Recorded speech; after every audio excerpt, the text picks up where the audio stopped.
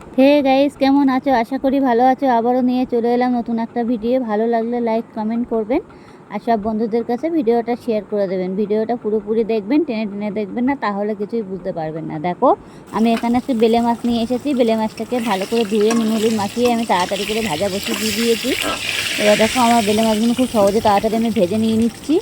এবার ভাজা হয়ে গেছে এক এক করে অনেকগুলো বেলে মাছ, অবশ্য অনেকটা বেলে মাছ ছিল এখানে। তাড়াতাড়ি করে আমি ভেজে নিয়ে নিচ্ছি। খুব সহজে তাড়াতাড়ি হয়ে যাচ্ছে এমনি রান্না।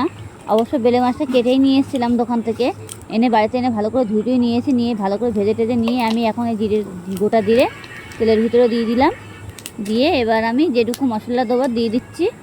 এবার দেখো, আমি কি কি কেটে নিয়েছি এখানে হচ্ছে পেঁয়াজ, টমেটো আর কাঁচা লঙ্কা আর 2-3 কোয়া রসুন আছে, সেটা আমি তেলের উপরে দিয়ে দিচ্ছি। দিয়ে এটাকে ভালো করে আমি ভেজে নেব নাড়াচাড়া দিয়ে। খুব তাড়াতাড়ি ভেজে নিতে হবে, অবশ্যই লাল লাল করে একটু ভেজে নিতে হবে। টমেটোগুলো পুরো একদম গলে ফেলতে হবে। গলিয়ে না গলায় দিলে দাঁড়িয়ে দাঁড়িয়ে থাকবে, তাড়িয়ে থাকবে, ভালো লাগবে না দেখতে, আর খেতেও স্বাদ হবে না। যেটি হোক, আমি এই পেঁয়াজটা ভালো করে একটু লাল লাল করে ভেজে নেব। আর সবসময় এটা মাথায় রাখবে, এই যত মশলা ভাজবে তত তরকারি টেস্টি হবে, খেতেও ভালো লাগবে। যাই হোক, এটাকে আমি ভালো করে ভাজা করে নেবো। গ্যাসটাকে আমি একটু জোরে বাড়িয়ে দিলাম। দিয়ে লবণ, হলুদ, জিরের গুঁড়ো এগুলো আমি এখন দিয়ে দেবো কড়ার ভিতরে। এই লবণ দিয়ে দিচ্ছি।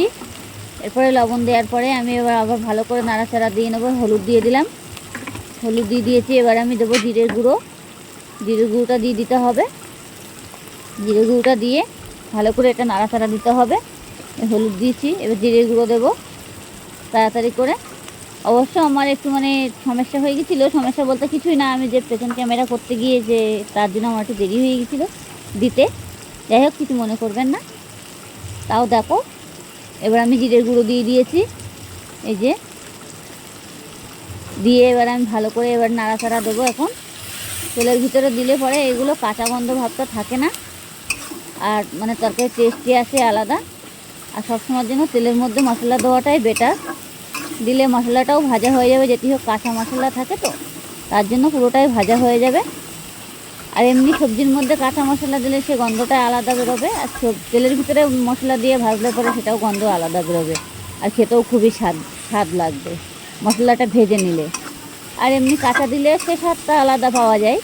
যাই হোক, আমি এমনি সবসময় যখনই রান্না করি তখনই তেলের ভিতরে মশলাটা দিয়ে রান্না করি।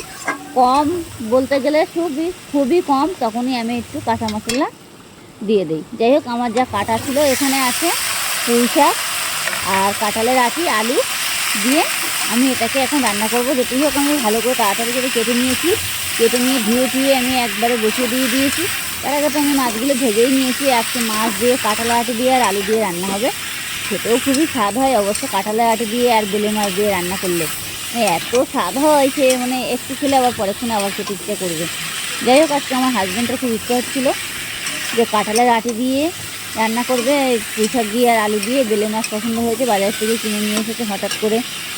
অনেকদিন আমরা বেলে মাছ খাই না, আর সবসময় অনেক রকম মাছ খাই বলতে কি তেলাপিয়া মাছ অনেক কিছু নিয়ে আসি, যার জন্য হঠাৎ করে বেলে মাছের দামটাও প্রচুর ছিল। 500 গ্রাম বেলে মাছ হচ্ছে তোমার নিয়ে এসেছি তোমার 70 টাকা।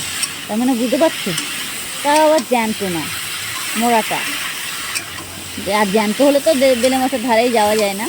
কিন্তু বেলে মাছটা খেতে ভালো লেগেছে, মিথ্যে কথা বলবো না, দেখতেও তো ভালো। এখনও খাইনি, খেতে ভালো লেগেছে বলছি কেন, যেটি হোক এখনও খাইনি, খাওয়া তো হবে। যেটি হোক, আমি এবার কষাই করেছি। এখন আমি থালা দিয়ে কিছুক্ষণের জন্য ঢেকে দেবো, 5 মিনিট ঢেকে দেবো। ঢেকে দিয়ে আমি আবার 5 মিনিট পরে ফিরে আসছি। যেটি হোক, ঢেকে দিয়েছি। এবার আমি এটাকে আগে করে দেবো, দিয়ে এটাকে ভালো করে নাড়াচাড়া দেবো। এই দেখো, তাও যে জল ভাবটা রয়েছে, পুঁই শাকের ভিতরে যে জল ভাবটা ছিল সেটা কমে গেছে, নেই এটা। এবার এরকম কষাই করে পুরো জলটাকে মারতে হবে, মেরে তারপরে আমি জল দেবো কড়ার ভিতরে। এখন তো দিব না, এটাকে ভালো করে কষাই করে নেব, লাল লাল করে একটু ভেজে নেবো। মশলাটা একদম পুরো মাখা মাখা হয়ে যাবে। আর এমনি পুঁই শাকগুলো নেতিয়ে গেছে, দেখতেই পাচ্ছ। অবশ্য হাফ সিদ্ধ ভাব হয়ে গেছে। যত কষাই করবে সেত সবজি খেতে খুবই ভালো লাগবে, বিশেষ করে সবজির তরকারি। আর যে কোনো তরকারি অবশ্য কষাই করে রান্না করাটাই বেটার। আমার তো ভালো লাগে কষাই করে রান্না করতে, আপনাদের কী মনে হয় জানি না। যাই হোক, দেখো এটাকে আমার কত সুন্দর সবজিটা একদম পুরো হয়ে গেছে। এবার আমি সবজিটা ভালো করে নাড়াচাড়া দেবো, যাতে তলায় না লেগে যায়। তলায় লেগে গেলে ধরা ধরা হয়ে যাবে, তলায় লাগলে হবে না। যখন মনে হবে যে তলায় লেগে যাচ্ছে তাহলে একটু হালকা গ্যাসটাকে কমিয়ে দেবে। আপনারা যদি সবাই তো আবার গ্যাসে রান্না করে না, যারা কাঠে রান্না করে তখন জালটা একটু কমিয়ে দেবে, এরকমভাবে দেবে।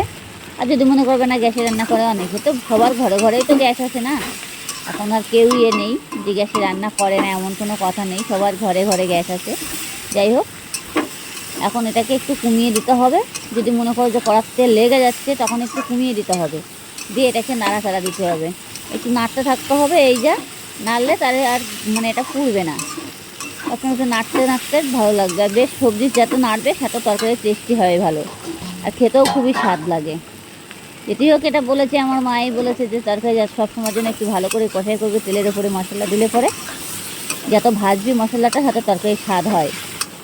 আর স্বাদ বলতে দেখো আমার কড়ার তলা একদম পুরো পরিষ্কার। অনেক সময় অনেকেই রান্না করতে গিয়ে যা করে কড়ার ভিতরে উড়ে বাবা রে বাবা পুড়িয়ে ফেলে, একদম একদম পুরো কড়ার মানে দেখার মতো থাকে না। আমার আবার কড়া পুড়লে আমার এমনি মাথা গরম হয়ে যায়, কড়া কেন পড়বে?